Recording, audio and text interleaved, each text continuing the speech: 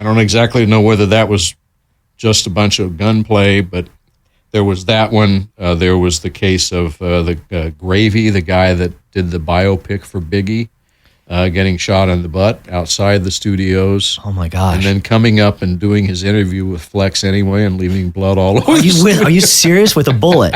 With a bullet in his ass. And he bled all over the seat and all over the floor.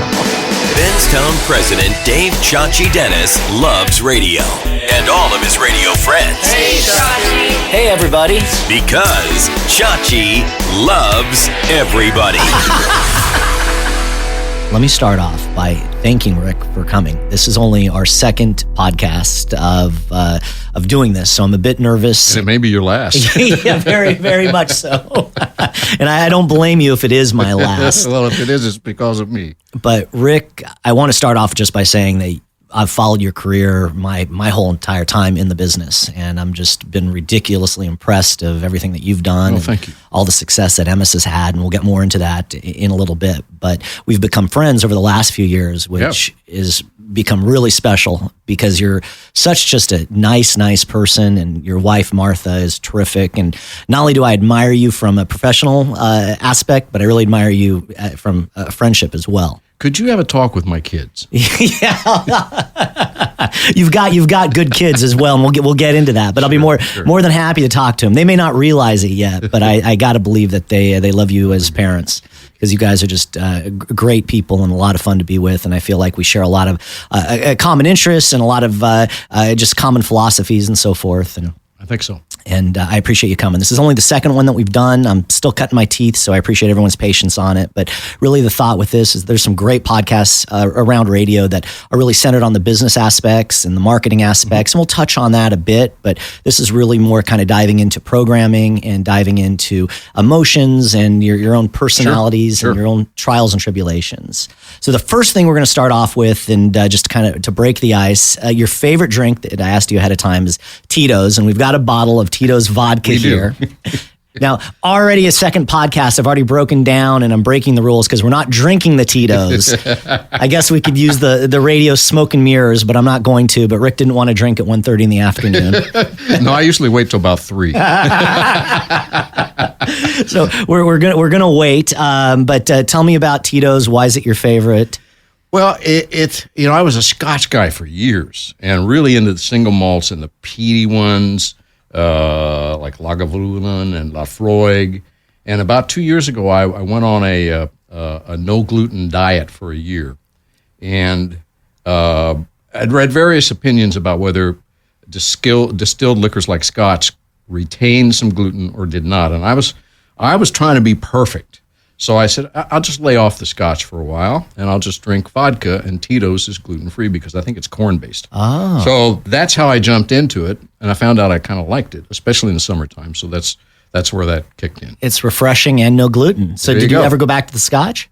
No, but I did go back to pizza.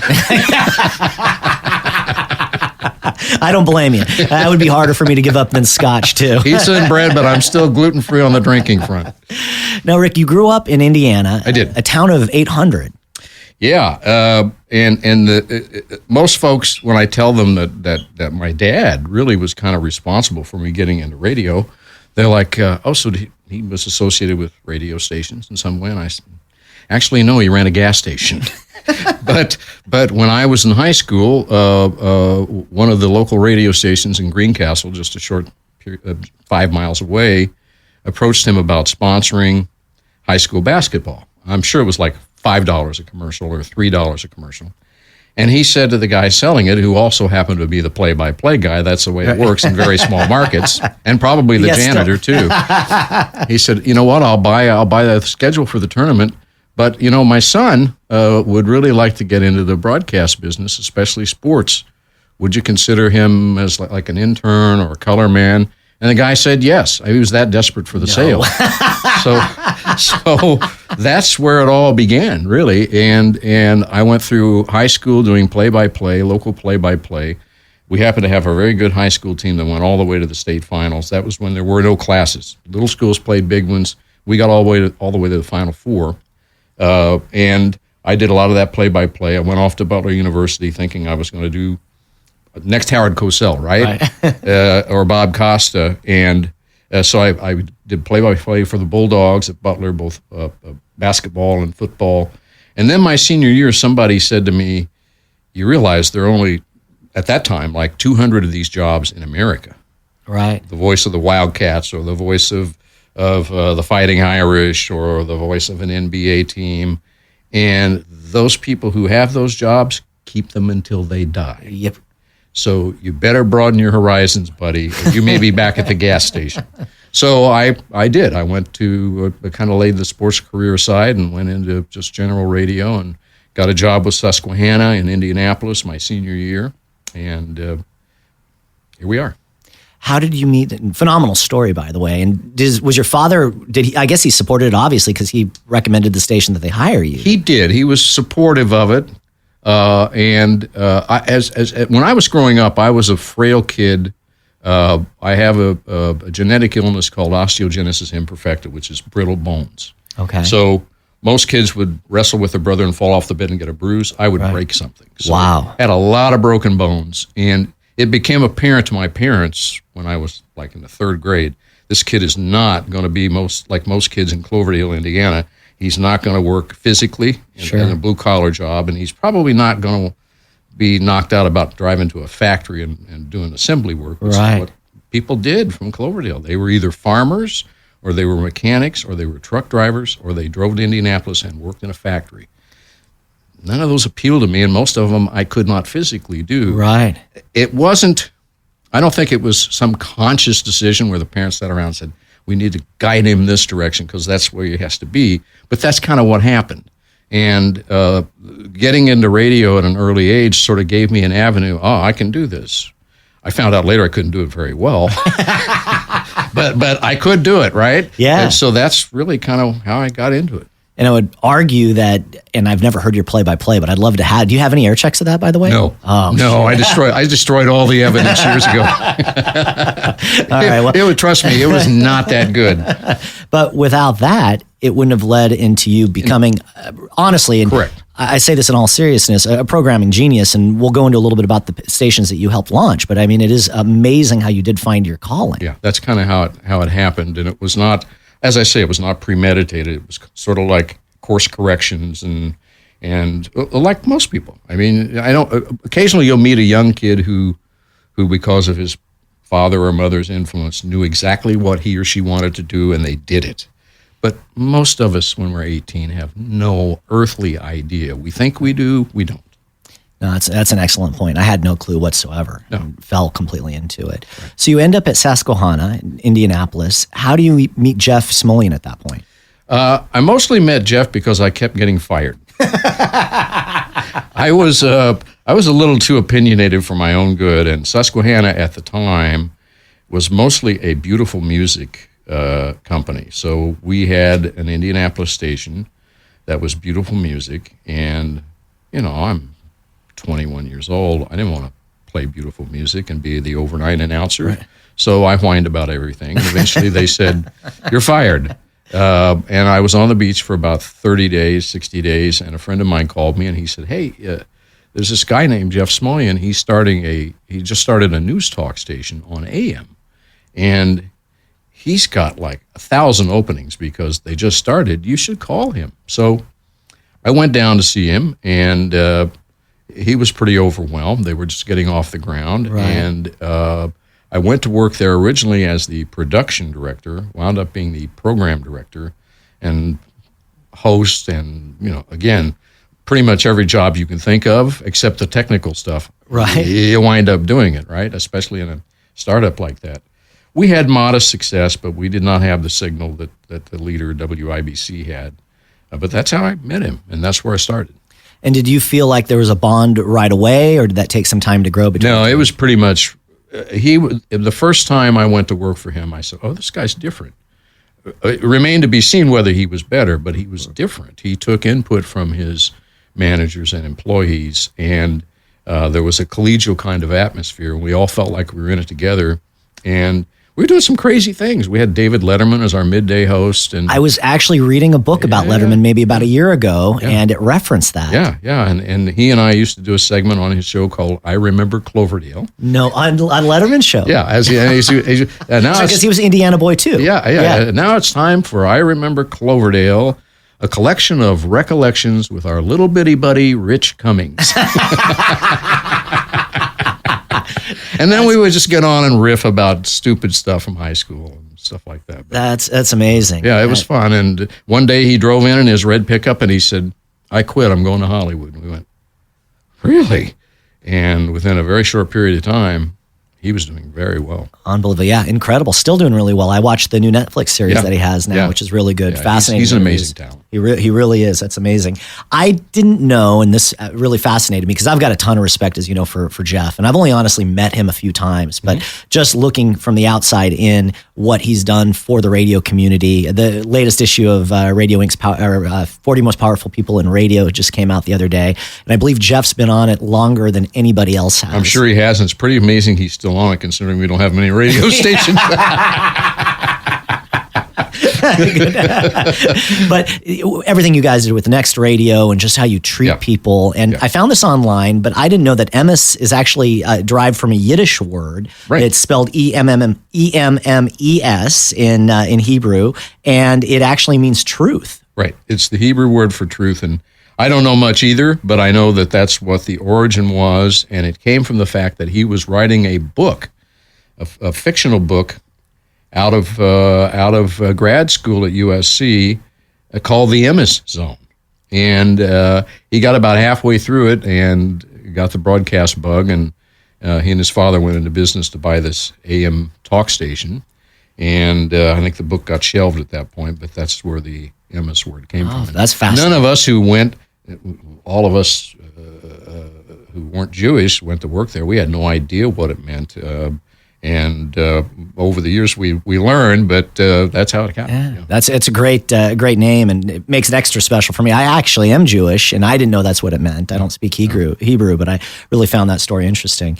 Now, tell me a little bit about I know a lot about your wife, Martha, who's phenomenal and just really, really funny. His wife, my wife, gets along really, really well with her, and she's a paramedic now, but you met her, and she was working, correct, with Jeff in Indianapolis. Right.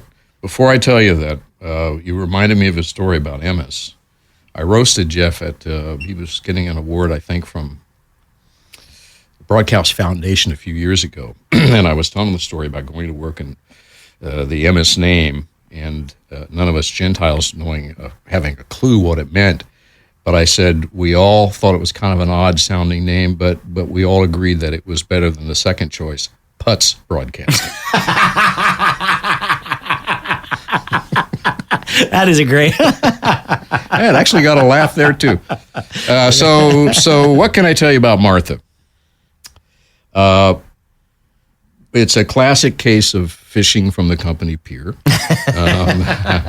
Martha was actually Jeff's first assistant, and I think she did that job for him for about a year, and then she went into promotion and marketing.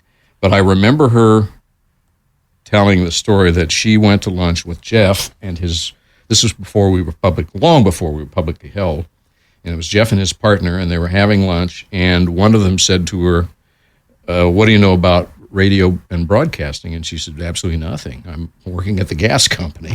And they said, well, does that bother you? And she said, if it doesn't bother you, I'm okay with it. And they said, okay, you're hired.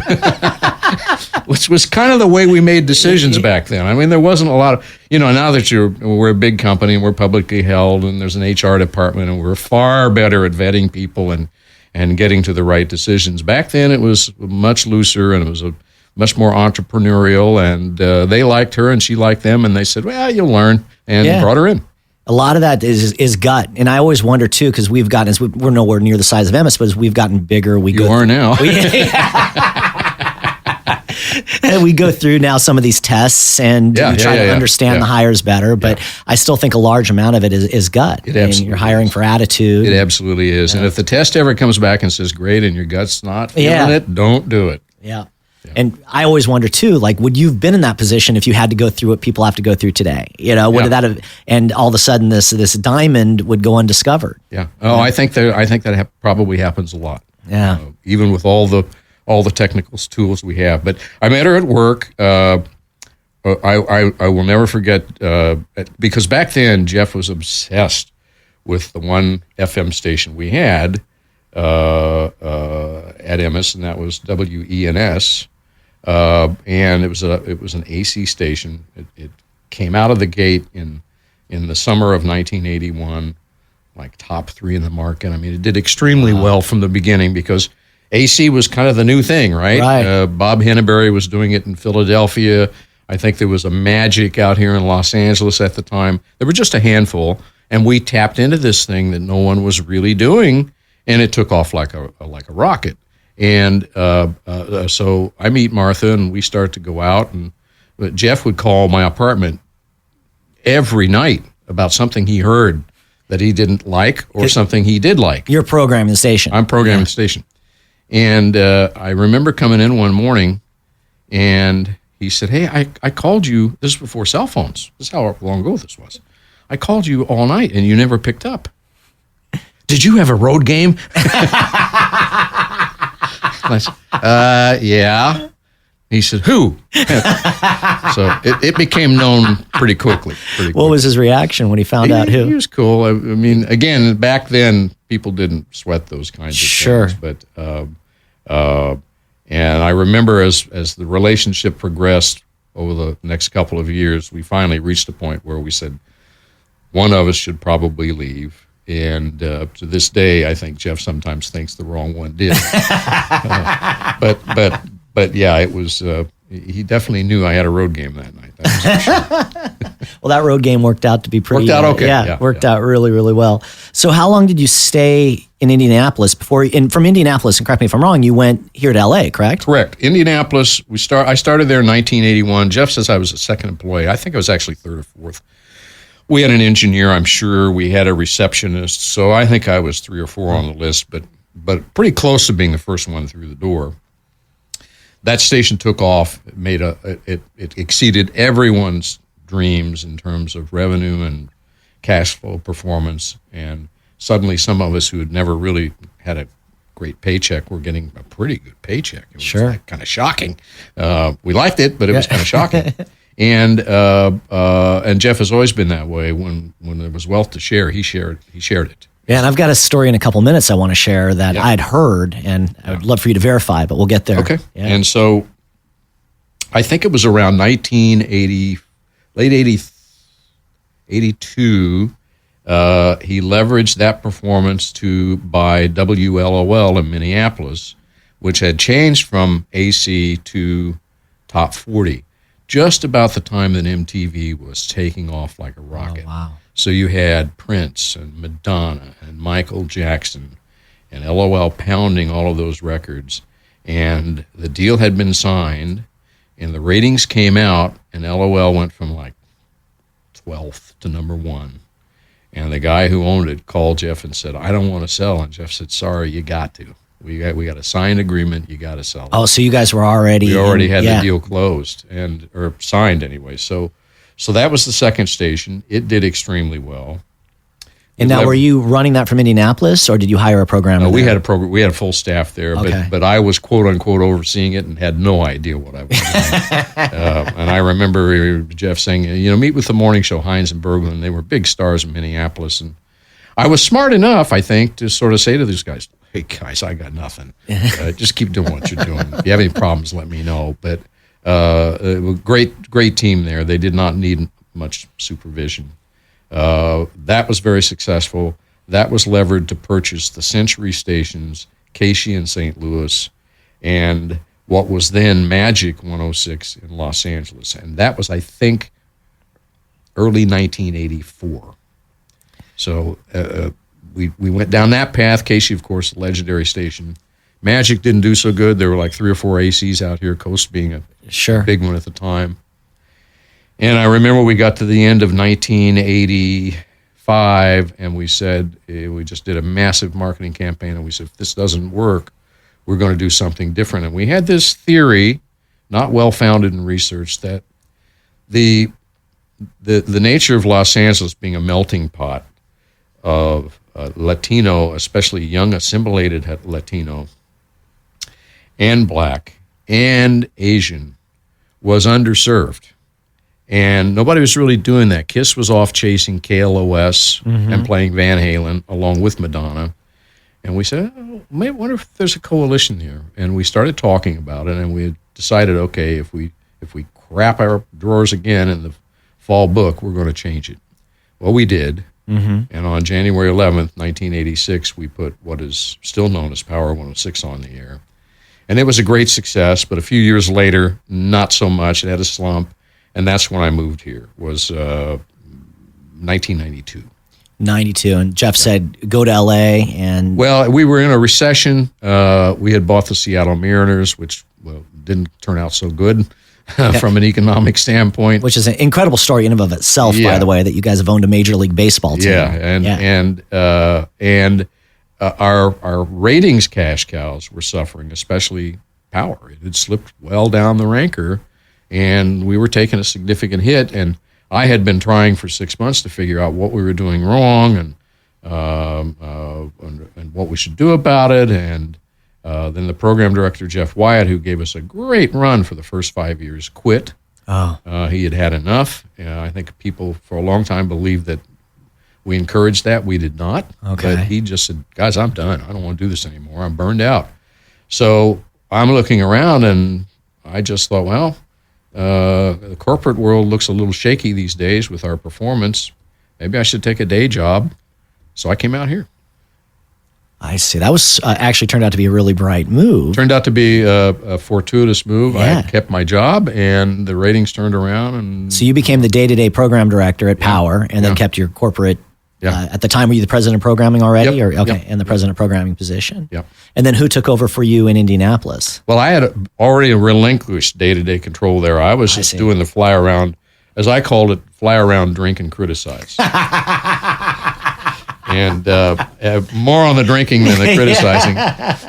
But I wasn't doing hands-on at the time. And I've looked back on coming out here and putting my hands on this thing and thinking I must have been somewhat crazy. But we had spent so much time digging in it and trying to figure out why we were failing suddenly that I really felt like I knew what to do. Sure. Well, you obviously did, because it's turned out to be a huge, gigantic success. Yeah. But tell me just about your feelings, because that's a big culture shift moving from Indianapolis to LA. What did that feel like? You'd obviously, I'm sure, spent a lot of time here because you would come in and criticize and drink. But Martha, was Kate or Gabriel born yet? Kate was a toddler, and Gabriel had just been born and had some issues when he was born, so he was in intensive care.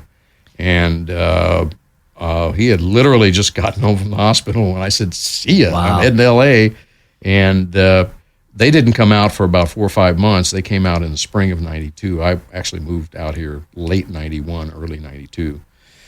And, I don't know whether it was a combination of crummy winters in Indiana and humidity and everything else, but we got out here and loved it. Oh, you did? See, it was right. From the get-go. I do remember when we first got off, Martha and the kids got off the plane, Gabriel, who was an infant, his eyes swelled shut, which freaked us out. No kidding. So we called Jeff Wyatt's wife, Kathy, and she said, go see my pediatrician.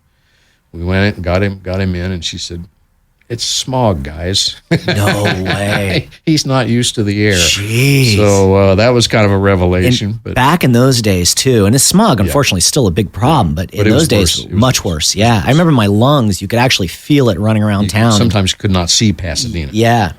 Even on the outskirts of town. Yeah, I mean, it was pretty bad. It really was. But no, we liked it from the get-go. We liked there's so much to do here, as you know. And, it's a great town. We never looked back. Loved it. It's a great town for sure. I hated it actually at first. It took me about 6 months to really, I came from San Diego, and so it took me some time. But the only thing that we dealt with that was kind of difficult, but we got over it pretty quickly, was we had built a house in Indiana, in Carmel, Indiana, that was by Indiana standards a mansion. It was pretty nice house. And when we got out here and found out what what it costs to have a not so nice house. This is like 3 times what we put into the house in Indiana. We're like, this is going to take some adjustment, but we got over it. So let's talk a bit, and I am so impressed with the talent that you've uncovered. And obviously, you've got your fingerprints on some incredible brands. Actually, let's do the brands first, and then let's get into the talent. So we've heard the story of Power, which speaks for itself. Tell me a bit about The Fan. The Fan was Smulyan's idea, and Doyle Rose was our COO at the time. I was the content guy. We called it programming back then. But, Jeff said, "I got this idea. I want to. We're going nowhere with the country AM station WHN. It's, people are increasingly not using AM for music, and we're just not going to be successful with this, guys. It's a 2-share on a good day. Mm-hmm. Let's go do something spoken word and something that's unique. And I got this idea for all sports."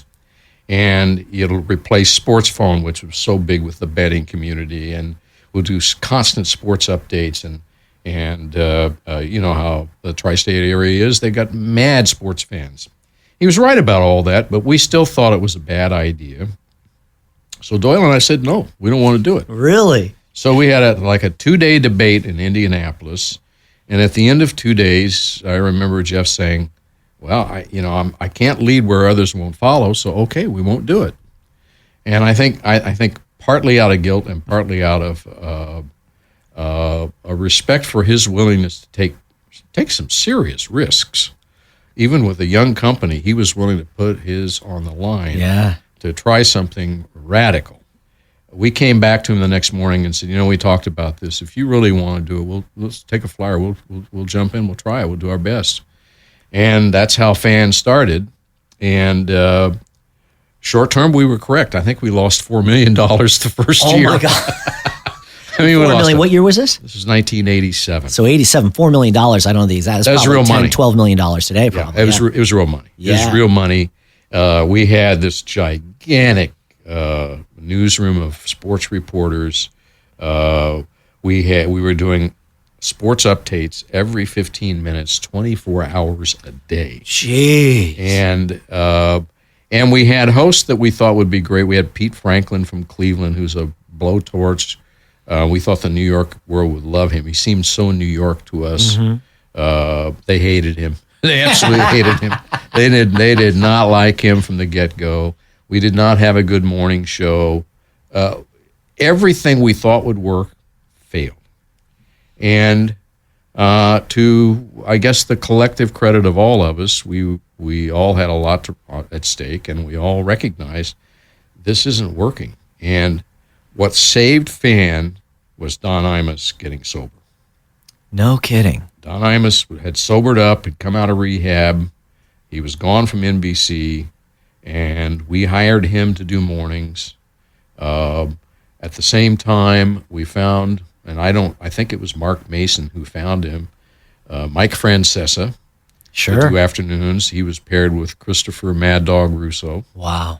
And we said, we've got some good talk show hosts now to our ear, but if they just get rolling, and then we got to stop and do another damn sports update. Let's stop doing that. Let's cut it back. Let's just do top and bottom of the hour. And I think we even cut it back further after that. And suddenly, within about 6 months or a year, we were on a roll. We were nailing down the ratings. Imus was every financial person on Wall Street and in all the big banks, all the decision makers loved his show. They were all lining up to sponsor things and buy, high price inventory. And it turned around, and by the time we sold it to Mel Karmazin, it was the #1 billing station in America. Incredible. So Jeff's original idea was almost like a sports center is today, where you were going to get... Correct. In fact, Jim Lampley was part of it. Greg Gumble was part of it. We got some great stories from Lampley, but they were not the kind of hosts that did great radio talk shows. Francesa did. Right. Imus. Sure. Imus half the time was talking politics. He was interviewing Bill Clinton, for Christ's sake. He wasn't talking about sports. Yeah. In fact, he would end his show every morning by saying, "So ends the entertainment portion of the day on The Fan. Now stay tuned for 20 hours of nonstop sports drivel. That's hilarious. Typical Don Imus. But it worked. It just worked like a charm. And that fan was a legendary radio station. And how many sports stations did it spawn over the next 5 or 10 years? It's incredible. And the whole Mike Francesa thing, I didn't realize that you're so involved early on in his career as well. Yeah. Who I think he just was put into the Radio Hall of Fame last year, correct? I believe he was. Yeah. Amazing. So let's talk about Hot 97 first, and then I want to get into these personalities and fill me in on the birth of that, and then we can go into the personalities. It depends on who you ask. But since I'm the only one here, I'll give you my version. And it's kind of backed up by a guy named Dan Charnas, who wrote a book called The Big Payback, The History of the Business of Hip Hop. And there's a whole chapter in the book on it. But when I came out to fix Power 106, I remember sitting in these focus rooms and all these young Latinas and Latinos talking about hip hop. And our consultant saying behind the glass, "What's hip hop?" And I went, "Oh, shit, we're in trouble. We're in big trouble. That's what these kids all want to hear, and he doesn't even know what it is." So I fired him the next morning. And we started playing hip-hop, and the more we played it, the better we did, the more reaction we got. And it was like, okay, let's drop the freestyle. Let's Stevie B and Expose, adios, Lisa, and Cult Jam. Thank you very much. We had a nice run. Kid Frost, here we go. Lighter shade of brown. And the more we fed hip hop to the audience, the better they liked it. And we did not view hip hop like the urban world did.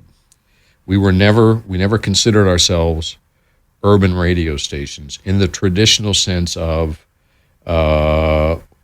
black focus primary and heavy influence from the black community and the church, and therefore you don't play hip hop until 9 o'clock at night when the adults have gone to bed. We didn't live by those rules. So I didn't realize, and it was that regimented then. It was, Kiss in New York played hip hop, and they were the big station. Sure. And BLS is even bigger. Yeah. And they played hip hop, but only after 9 o'clock at night for the most part. And it was true of almost every black station in America. Because they had pressures that were pretty relentless in their defense. Sure. We didn't have those pressures. We were multicultural, multi-ethnic. And so, Onyx comes out with Slam. We're playing it at 7 o'clock in the morning, which was just unheard of. Yeah. And the more we did that stuff, the better we did. And pretty quickly, I would say within 18 months of me coming out to LA, we were 100% hip-hop. And the ratings went right back to number one and stayed there. And I remember having a conversation with New York and saying, hey, look what happened. This is what you should do. Got to let go of the dance records. And they began to do that with the arrival of Steve Smith. And there was fortuitous timing because who was taking off at the time? Biggie, I think, was, and I'm forgetting one of the major artists. Tupac? No, Ghostface Killah, Wu-Tang. Okay. Wu-Tang. Yeah. Wu-Tang had that album, that seminal album, which was especially in the tri-state area, not quite as much in Southern California, but in the tri-state area was beyond gigantic. And there's Hot 97 playing multiple tracks off of it 24 hours a day. And they weren't day partying anything. Biggie was just taking off. Jay-Z was waiting in the wings. It just took off like the station was 13th, and 8-10 months later, it's number one. Amazing. Yeah. This was back in the day too. I'd always heard. I know here in LA, and I'm assuming it was the same in New York. Every 10th of a point was $1 million of revenue. Yeah, So, absolutely. Amazing. And that era was. I mean, now you've got several movies that have come out recently about that era, and just what an exciting time to be in. It was a, and I quickly went behind the scenes because I would somebody would bring in Jay-Z into a meeting, or they'd bring in Tupac and they'd say, "This is the big boss," And you could see these guys looking at this little middle-aged white guy going like, what the hell? And so I said, I see my place here. I love the music and I love the culture, but I'm behind the scenes. Right. I'll be the coach. I don't need to be the face of this. I'll let our folks carry the day. And that was a smart decision, I think. And you mentioned it earlier when you'd flown into Minneapolis and let them run the show, but part of, I think, being a good leader is also empowering your team. And I think a lot of, unfortunately, people in our business I don't know if it's confidence is the right word, but they tend to be too much wanting to be in control and want to be in charge of every single decision. Totally agree. Listen, we always said we're going to live and die by our local decision makers, and we're going to back them up when they make mistakes, because if you're a good leader, you're going to make mistakes. Yeah. But I always said I don't have to have the answers. I have to have good questions. And if I ask the right questions and I've got capable people, they'll give me the right answers, or they'll find the right answers. If they're not capable, then it's my responsibility to replace them. But early on, I stopped having. We didn't have music meetings. I just said, if our guys in St. Louis can't figure out what to play and what not to play, then I need new guys. I don't need to do a music meeting. And I think that has so much to do with the success that you guys have had with running these legendary radio stations. If your local people can take ownership, they will fight to get to the right answers. And by the way, we're just telling the story of 3 of the major stations, but there's probably a dozen other stories in smaller markets of stations that have done incredibly well. And I wish we had more time to talk about every single one. I do too. And by the way, a ton of ones that were mistakes, bad ideas.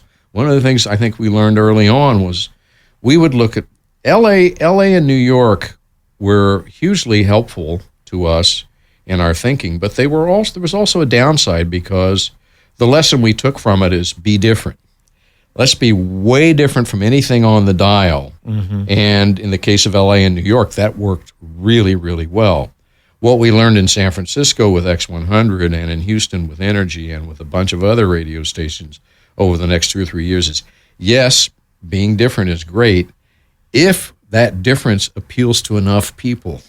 If it doesn't, you ain't got anything. Yeah. And we quickly learned, X100 was the antithesis of Power 106. It was non-rhythmic. It was all pop rock and rock music, and it died a horrible flaming death. Well, they say in every entrepreneur, and I find you incredibly entrepreneurial, and obviously Jeff is. Yeah, but I think both of you've got to take risks, and it's about failing and failing quick, and understanding what happens is if you fail too long and you ride something out and the expense gets so extreme, that's where companies then can't support that failure. Fail quick and admit your mistake. That's one of the Emmis 11 commandments. Don't ask me to recite them all, but one of those is admit your mistakes and move on. I'd love to read those someday. I'll send you a copy. Yeah, please do. I'll put them up in the show notes so people can see that. That'd be fantastic. So we'll work our way East Coast back to West Coast again. Another skill of yours is just uncovering and working with talent, both on air and off air. Let's talk about Ebro first. My understanding is you hired him, I think, as a music director, correct? Tracy Cloherty hired him. Again, local decision maker. She hired Ebro. He was I want to say he was in Seattle. It might have been Sacramento, but I think he was up in Portland, I believe. And she hired him, and it was her decision. And I remember coming in, and Ebro was a young man then. He was probably mid-20s. Total hip-hop. Right. Dressed it, lived it, breathed it.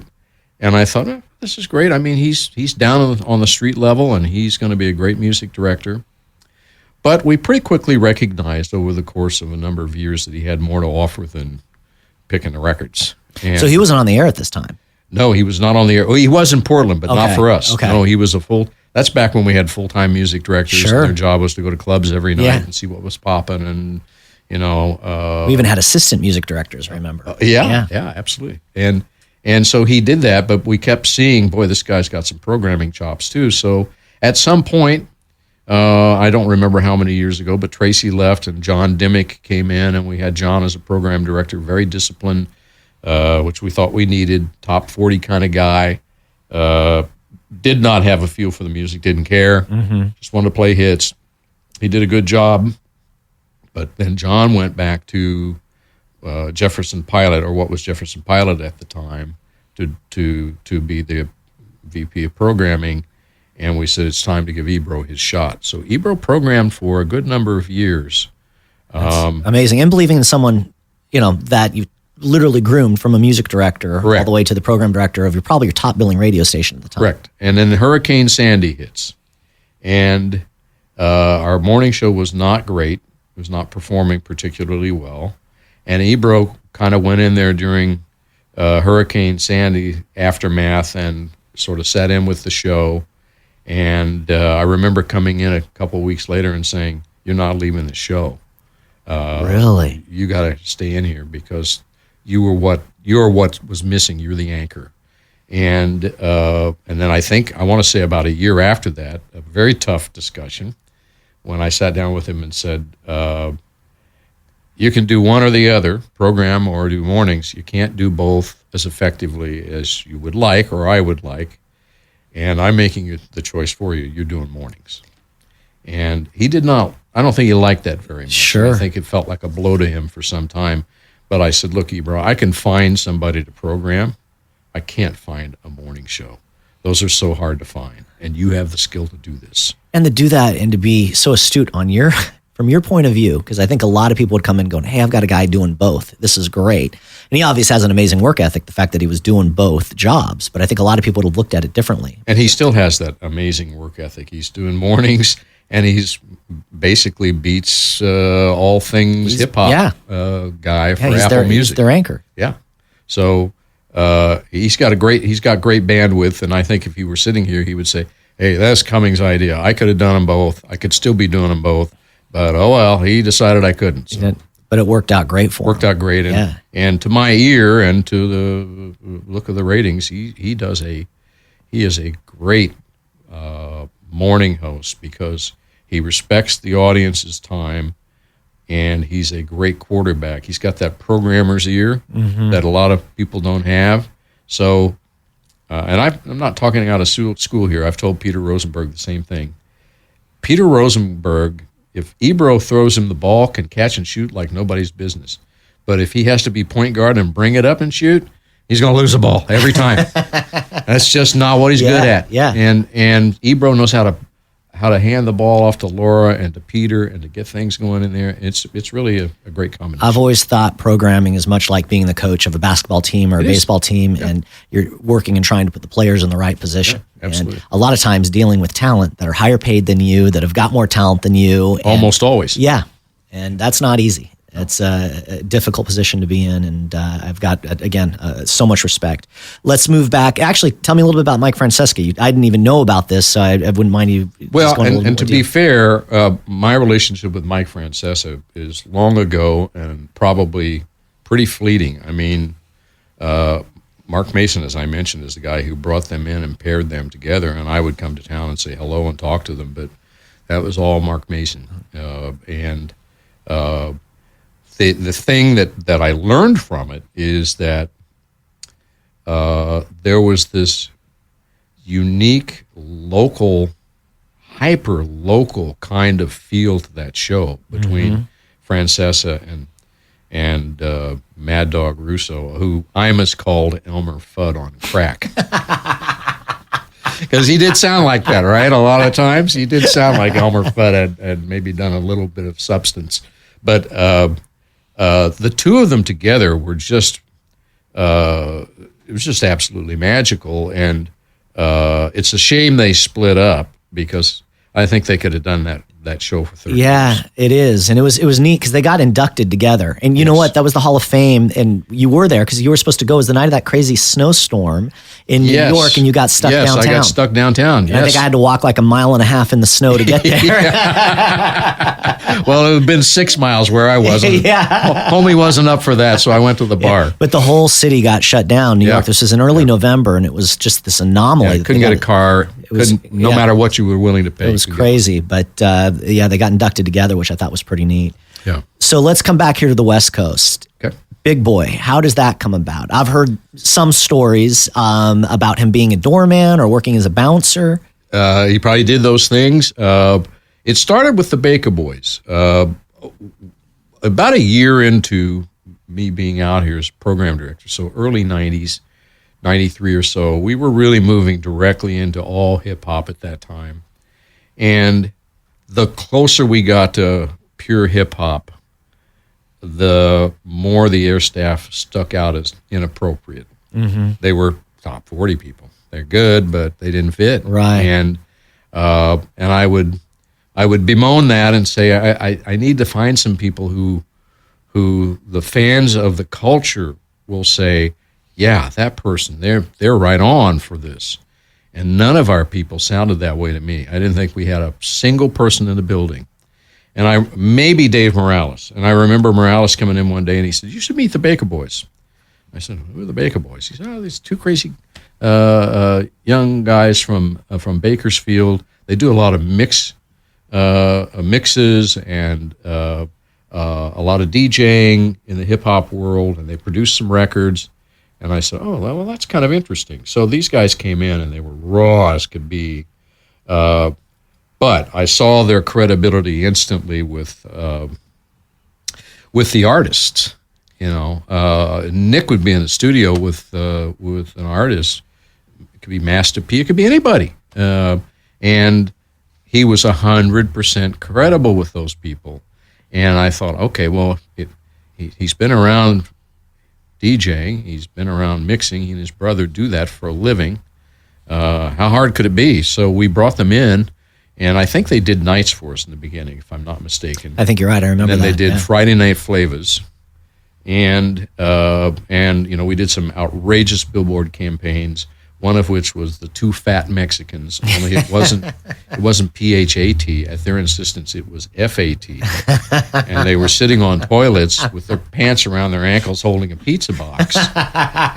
And I don't need to tell you that we got into a bit of some protesting outside Sure. the building and disrespecting Latino culture. And looking back on it, I can see why some people thought that, but it got a lot of attention. And it was their idea. It was their idea. Yeah. And they were really great on the radio. And I knew we had something when I saw some focus groups, and there were all these young Latinos and Latinas again saying, oh, and Tito reminds me of my uncle, and I love the Baka Boyz. And I thought, okay, we're legit now.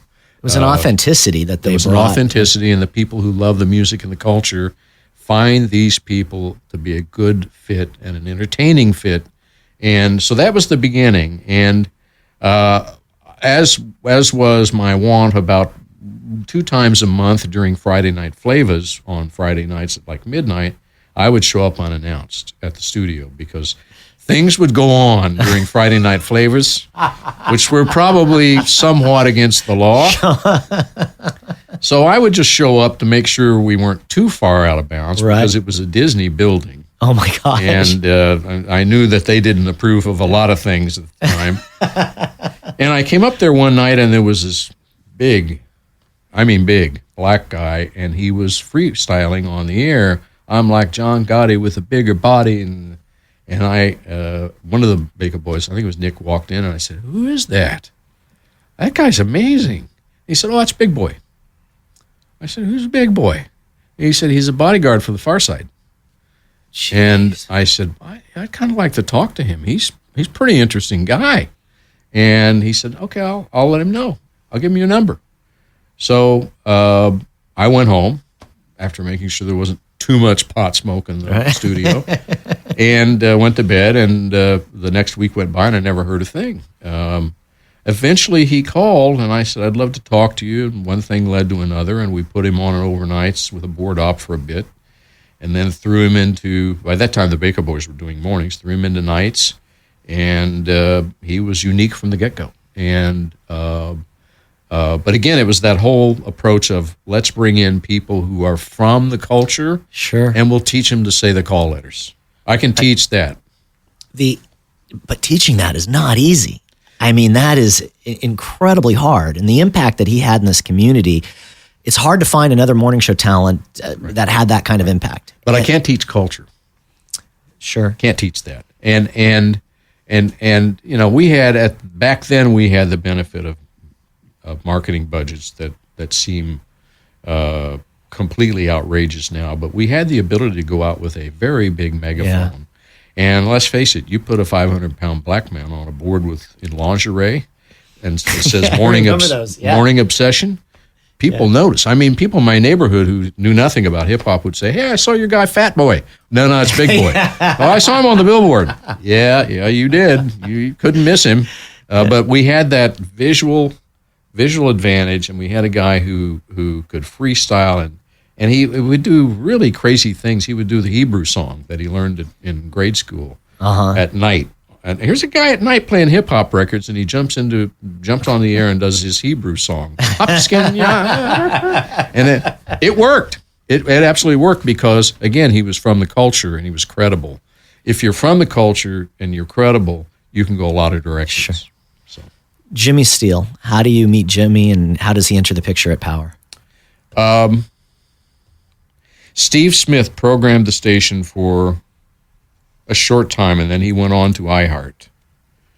And we had hired a gentleman named Mike Tierney. Okay. I think out of Seattle, if I'm not mistaken.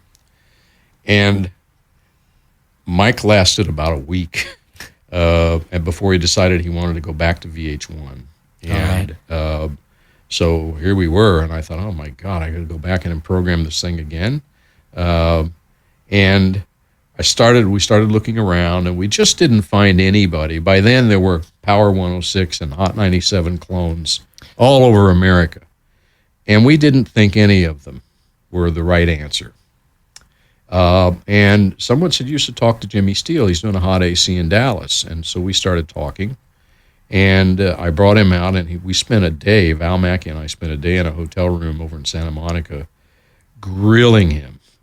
And then he grilled us too about the company and so on and so forth. And the more we talked to him, the more we thought this guy is the real deal. He gets the basics. He understands the importance of time spent in human analysis and all that stuff. He understands how to build a brand.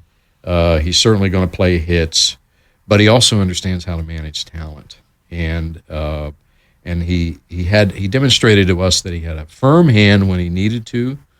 But most of the time, you don't need a firm hand. You need a welcoming hand. Mm-hmm. People need to know how much you care before they want to know how much you know.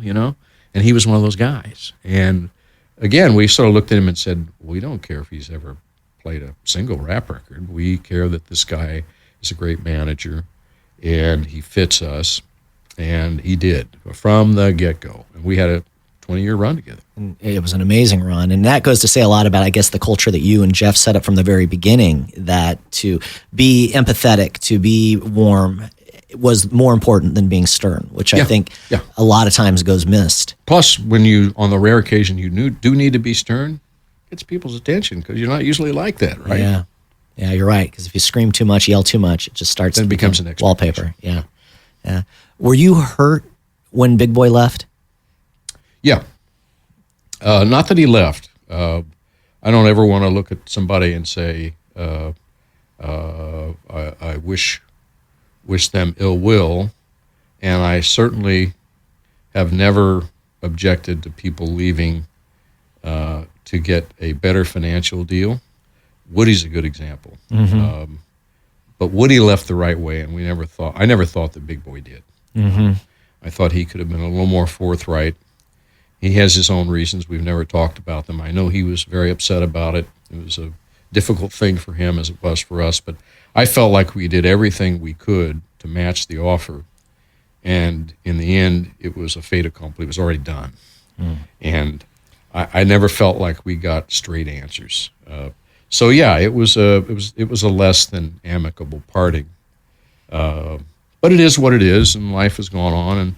And like I say, Woody, he left the right way. He had an amazing offer, and we matched it. Even though he was in St. Louis and the offer was for L.A., we matched it. And he said, "Guys, you really have stepped up here, but I got to try this. I got to know if I can do it." We said, "Okay." You know what? I never even realized that, but that's just another perfect example of another amazing talent that you've... We build all those shows, and then iHeart overpays them.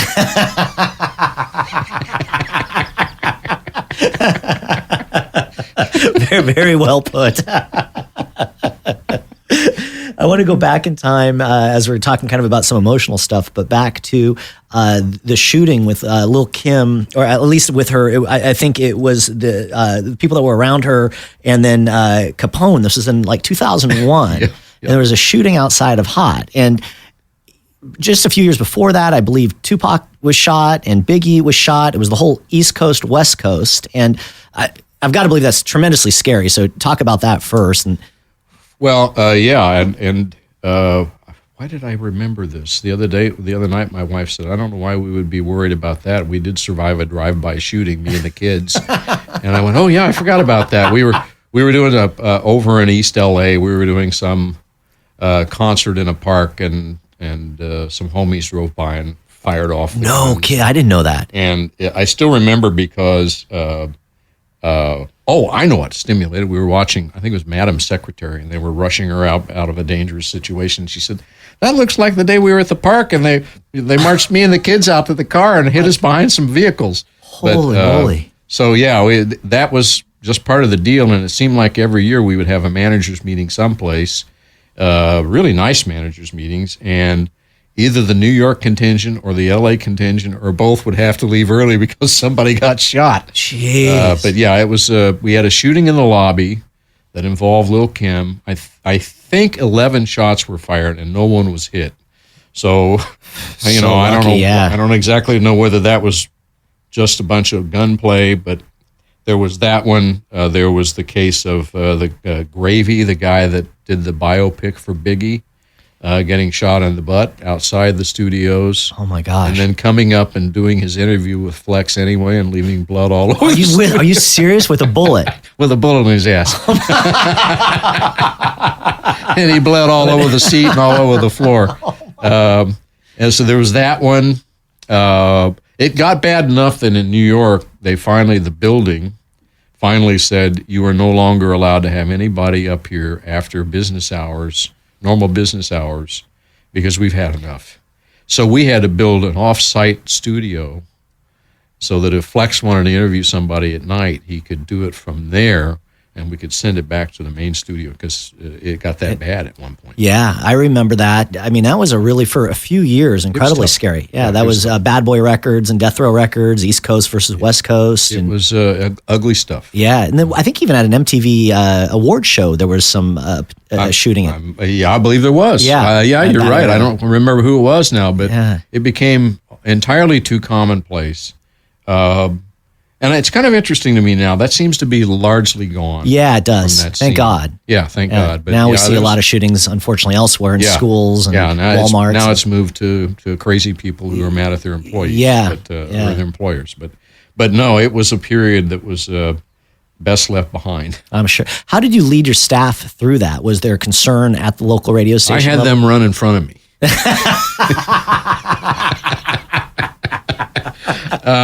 We did a long running, and Jerry Clifton gets some credit for this because he consulted us for about a year, but we did a long running Stop the Violence, Increase the Peace campaign. Hot 97 had Hip Hop Has Heart, but a similar kind of effort. The difference was most of those things are all smoke and mirrors, right? Mm-hmm. Because no one wants to stop the music. So on Sunday morning at 4 a.m., they have an interview show that no one hears. Right. We would actually do it on Monday nights in prime time. That's cool. And we actually hired 2 gang members. We kept saying, if we're going to ask our audience to support this and we're going to ask the business community to support it, we should do our part too, other than just be the megaphone. So we hired a couple of gang members, and we used Homeboy Industries, Father Greg, out here, and we sat down with him and we said, we want to hire a couple of your kids. And so he brought us Angel and Ernie, who had been jumped out of the gang. Oh, my God. I remember they showed up for work the first day with the white socks up to the knee, right, and the shorts and the wife beaters, and were painfully out of place, painfully. And I thought, this is not gonna work. 3 days in, they were best of friends with everybody there. Everybody got along with them. They fit in just fine. They were great employees, and it's just remarkable to me how you can take people who are really and truly fish out of water, but give them a chance, they fit right in. I love that story. Yeah, and again, it just says so much about you guys as a company and your skill set to be able to, and I agree you can't teach culture, but it still takes a tremendous amount of time and leadership to be able to create an environment like that. A few years later, Father Greg made a speech somewhere at the Hispanic something or other foundation, and we were invited, and he told the story about Angel and Ernie, and he said up there, had Power 106 not given them jobs, they would be dead. Wow. So that was pretty cool. That's really cool. Talking about generosity, I got to have lunch, this is probably about a year and a half ago now, but with one of the air talent that still works at Power today, and this is right after you guys had sold Power to Morello. Mm-hmm. And he told me the story that after you sold Power to Morello, you guys came out and had a party. Jeff came to town, and you threw a party for the staff, and you gave them all an envelope at the end of the night. And in that envelope was a check. And the air talent that I went to lunch with, I'll not name him because I'm not sure if he wants to be named or not, but said that when he opened it, he wasn't expecting it at all in the first place, but when he opened it, he was taken aback at how large the sum of money was. Yeah, even the part-timers. That's Jeff. I mean, that's all of us, but Jeff is the one who sets that example. And he said, we talked about it, and, to be completely candid, I'm not sure the company was in the best of financial shape to do such a thing, but we said, some of these people have given us half their careers, and it's the right thing to do, so we did it. It's incredible. I've not heard another story, at least in our industry, of that happening. And St. Louis, same thing. Same thing. Yeah. That's good for you and amazing. It's generally you're handed your walking papers and that's it, or you're transferred to the new ownership. So I thought that story was fantastic. Tell me a little bit about the magic that you guys have when it comes to social, particularly YouTube. But at Hot 97, your YouTube channel's got, I believe, 2.8 million subscribers. Yeah. You've got a Twitter account that I think is well over 1 million, Instagram, similar numbers. And not only are those gigantic numbers, but I can't find another radio station that comes even close within an inkling of that type of social media presence. Yeah. I would like to tell you that was that was some kind of corporate directive or me pushing them and setting goals, but I didn't have to.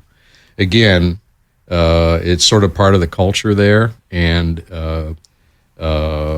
Pio's been a great program director for us. He's brought a level of discipline, especially with the mixers and with others that may have been missing in the past. But whether it's Flex or Ebro or Nessa or Megan or any of the mixers, social media is part of who they are, right? Mm-hmm. So they were doing it anyway. I mean really doing it, right? Because that's where they live and that's part of their universe. But we did put a push on, I would say, beginning somewhere between 5 and 8 years ago, starting with Flex, who said, I got to up my game. My digital game's got to get even better. If I'm going to stay relevant, I got to up my game. And everyone else kind of followed. And some of the content they put on our YouTube channel is pretty compelling stuff. I mean, there was a big article in the New York Times yesterday about Flex and Tyler, the Creator. Mm-hmm. And I watched about half of it. It's an hour-long video. I watched about half of it. And you could see at the beginning that Flex was very forthright. I never felt your music. I never was about you. And Tyler was like, not really into this. And by the end of it, they were bonding. And neither one of them changed their opinion about anything. But I think that's why they respected each other, and they really got, for Tyler to create it, spent over an hour in that studio. Yeah. So, those are usually like 5-minute shots. But they truly were getting into it, and the Times called it one of the most legitimate and compelling pieces of hip-hop content they had seen all year. It's fantastic. It's really a great plug. But that's the kind of stuff that fuels those numbers to the point where it's become a pretty significant cash flow item for us on a regular basis. In a lot of ways, it goes back to the authenticity that you were talking about the very early days of Power. It does. It absolutely does. And to that team there, in particular that team, they've got such a giant megaphone to start with, but they embrace all these channels. Yeah. Just naturally embrace them. It's across the board. I checked them before this, and I can't find a station, honestly, that's even got a quarter of what you guys have as far as followership goes on YouTube and Twitter. It's fantastic and well done. Yeah. What station, if you could pick one, are you most proud of that you had your hands in? Wow. And I know that's tough. It's trying to ask which one of your children you like most or love most. I think probably Power 106. Yeah. And probably because, I programmed it hands-on for 2 or 3, 4 years and then oversaw it for a generation. But I always thought that and I love Hot 97 equally, or close to it, but I always thought that at Power, that was truly the brand that led the way. Hot picked up on it pretty quickly, and Hot took it much further than Power ever would, because the tri-state area, I don't care what the West Coast says, the tri-state area is where that culture was born. Yeah. It absolutely is. And there's just no denying that. And there's strength in numbers, right? That's why, as big as Power is, it doesn't come close to Hot in any of those social channels. It's just not as big. And but it was first, I believe. And so that would probably be the one. But there was like a 12-way tie for second. Fair enough.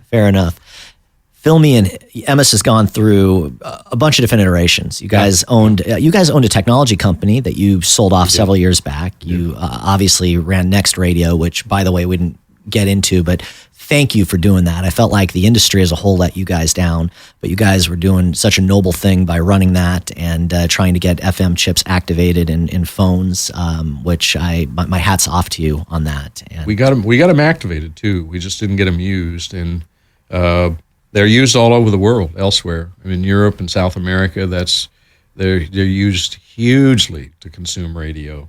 We just never got there here. And yes, the industry was not exactly as much to back it as they could have been. But Jeff he's always been pro-industry first and pro-Emmis right behind that, because he believes, and I think he's right, if the industry isn't thriving, how are we going to thrive? Sure. We're part of the industry. So when the NAB 7-8 years ago said, show of hands, volunteer to lead the way on activating the FM chip, he raised his hand.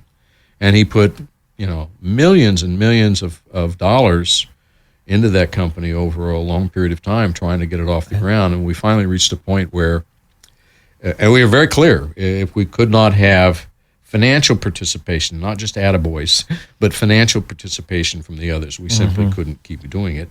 And it didn't happen, so we had to shut it down. Yeah, it's a shame, but thank you for doing that, because I felt it was a great idea. It was a good old college try. Yeah, that's for sure. Yeah.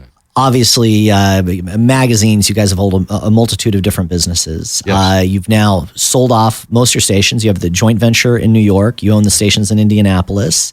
And now you're getting into the podcast space. Fill us in a little bit about what you're doing with Dave Beasing. I think we looked over the last 10 years and said, wow, we beat the industry almost every year, and we just don't have much to show for it. It's kind of a flat industry. It's still a great business. It's just not as great as it once was when we were the only thing, right? And I think L.A. 2 years ago gave us the feeling that, because I thought, we sell this, our world's over. Well, it wasn't. Within a couple of days, we went, okay, the check cleared. Okay, miss our people, but life goes on. Yeah. And we started kind of an orderly transition. Then came St. Louis with Hubbard, purchasing St. Louis, and Intercom purchasing St. Louis. Austin got done. It's in the process of closing. And then the Standard General deal, which is an interesting proposition along the lines of Cox Apollo, where purely financial investors said, we like this, we want to start a media company, we'll put other things in it too, but we want to buy these stations, but you guys have to operate them. That's not what we do. And we're like, okay, good. So that's done. We started looking around, and I see Dave Beasing, who we both know really well. A couple times a year just to catch up. I admire him, I've always admired his programming skills. He consulted us for years with Jacobs on our rock stations in St. Louis. and elsewhere, Chicago. And so we were sitting together in February at our famous gathering, the Smokehouse is where we always go. You got to love the cheese bread there. Yeah, and if we go after 1 o'clock, the seniors are there having a dinner. But the cheese bread's sinful. But anyway, we were talking, and he was telling me about the podcast company he's got, and he said, I'm not trying to do general podcasts. There's way too many of those. I'm focusing on the branded niche, which not too many people have focused on yet. I got one great customer who we can't discuss publicly. They just signed up for another 2 years, but they're fantastic. Great. And we love working with them. When the mics are off, I can tell you who it is. Okay. But I'm excited. I just can't put the word out. They don't like their brand traded on, which is understood. But fantastic customer. We are close on a couple of others. But as we talked back in February, I said, you think maybe there's something you and I could do? And he said, funny you mentioned that. I have been thinking about that. One thing led to another. We acquired the company. And so far it's Dave and some freelance folks and some part-timers. And we're about to hire a chief revenue officer. I had said to the company, hey, if we have 3 customers by the end of the first year, we're on our game. Mm-hmm.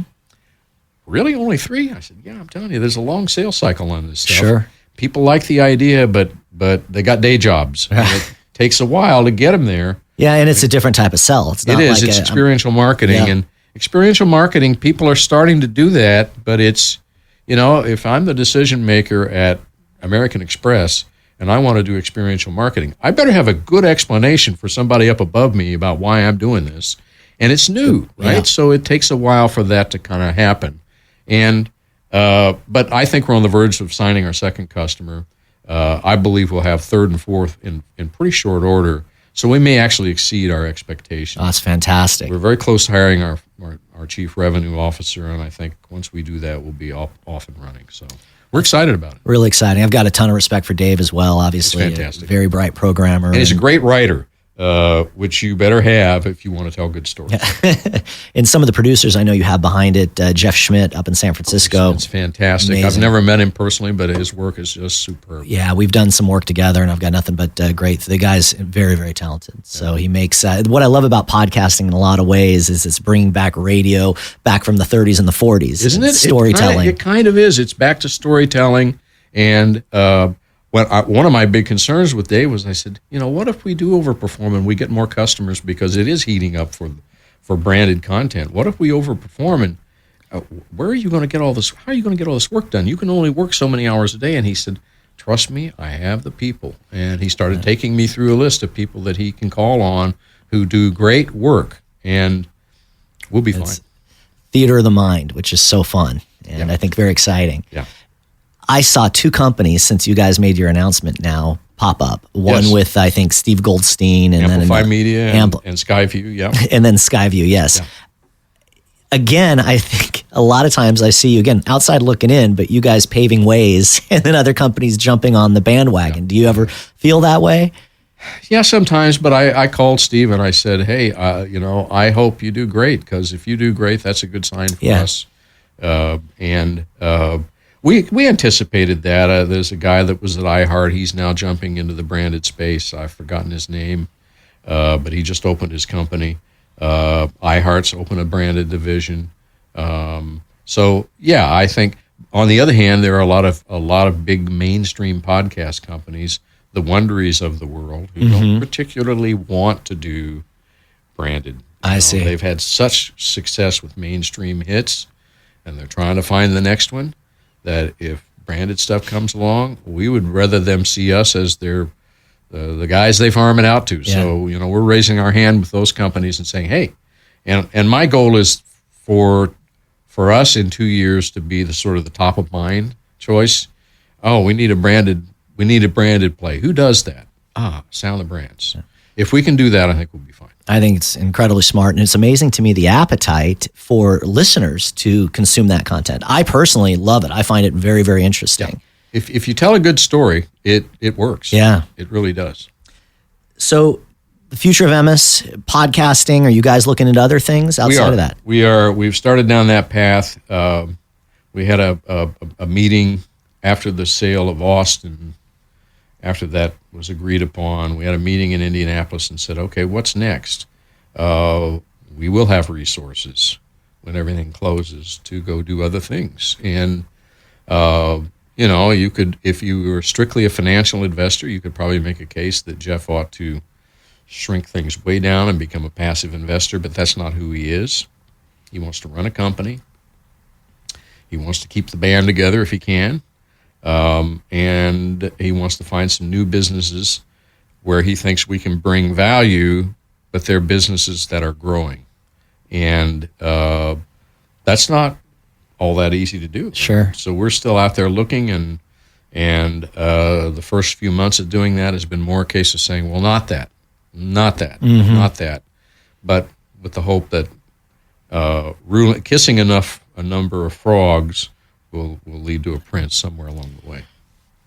You've always been, when we get together for dinner or lunch or whatever it may be, so on top of everything that's happening in the industry and outside of the industry. And so we've talked about everything from esports to podcasting to television production, but you are really just a student of media in general. And I find that, not that other media companies aren't, but I've been incredibly impressed by your just overall understanding of the entire landscape. Well, and that's because we have a core team, and Jeff has always been really good about sharing information that is, for 20 years, I would get information and reports and, CIMs and what have you to evaluate. And I was a programming guy, but he's always involved people beyond the scope of their defined position because I guess he values their opinions. So, yeah, there are a number of us there who have been exposed to a broader set of media theories and principles than you really need to pick the hits and program a radio station. So. You just had a grandbaby. Congratulations. Yeah, thank you Your daughter very much. Kate had Abby 4 months ago? Abby Elizabeth, yeah. Abby is spelled Abbey because of my affinity for the Beatles. And, is it really? Yeah. Oh, I didn't know that. And Kate said, Abbey Road, we'll spell Abbey, which was really pretty Oh, cool. that's fantastic. Were you at the Paul McCartney show a few weeks ago? I was not. I saw him about 10 years ago, but I haven't seen him in a long time. Amazing show. I didn't know you're a big Beatles fan, but that was incredible. He's 77 and just put on a fantastic show. And then Ringo came out at the end, who's 79, and comes and does Sgt. Pepper's and Helter Skelter with him. Isn't that amazing? It's like they never missed a beat. Yeah. I mean, sound phenomenal. Yeah. Life lessons. How does having a granddaughter, I know it's your first grandchild, has that changed your perspective on things at all? I don't know if it changes my perspective, but life's exciting again. When you go through a period like Emmis has gone through, and I'm a lifer. However it ends, I'm there at the end, whether it's good or bad. They'll likely carry me out on my shield. I decided a long time ago I don't want to do anything else, and maybe that won't be my choice, but that's what I want, is to end it with Emmis. And you sell off the bulk of your radio properties, and I will tell you, 6 months ago, by 3:00 in the afternoon, I'm starting to pester people because I got nothing else to do. You can only do so much analysis, right? Right. And so then we started to say what's next, and started to vet things and look into things, and that got more interesting, and I got busier again. And then along comes the grandbaby, and we've got a new Doberman puppy who looks more like a small horse. So cute. Yeah, at home. And so the house isn't so quiet, and suddenly life's kind of exciting again. And I think that's a great thing. As long as you can keep life interesting and exciting, it keeps you young, at least thinking-wise. Oh man, I hold you amongst the highest of programmers. You are one of the most special people I know in regards to your personality and your time, with your generosity, I should really say, with your time. Certainly the way that you've cultivated amazing brands, fantastic talent. I mean, the body of the work that you've created, and Jeff, and I'm sure the whole entire Emmis team collectively, is quite impressive. And I really appreciate the time and the friendship. And thank you so much for coming today. Thank you. It's really been a pleasure. Appreciate it.